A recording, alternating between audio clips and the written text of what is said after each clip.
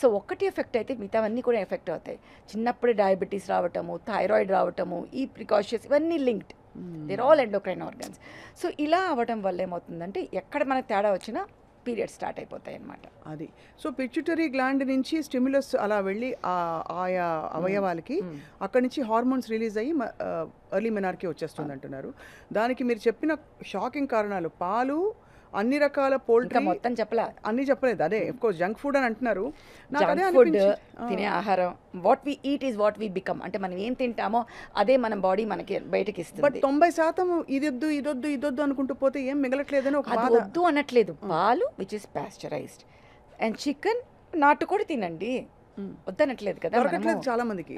So we need to be careful about what we. Right right I understand. అదే అలాగే pollution, మనము again మన పీల్చే గాలి, మనకి చేసేవన్నీ అన్నిటి నుంచి ఏమవుతుందంటే ప్లాస్టిక్స్, ఇవన్నీ వల్ల ఏదో dioxins, some kind of PSBs, ఇవన్నీ పాలిఫినైల్ ఇవన్నీ బయటకు వస్తూ ఉంటాయి అనమాట వాటి నుంచి.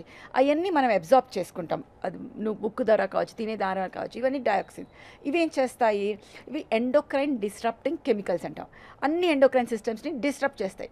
డిస్రప్ట్ అంటే ఏంటో నాశనం చేసేయటం. చేయటం వల్ల ఏమవుతుందంటే అది సరిగ్గా పనిచేయకుండా అవకతవకలతో పనిచేస్తుంది.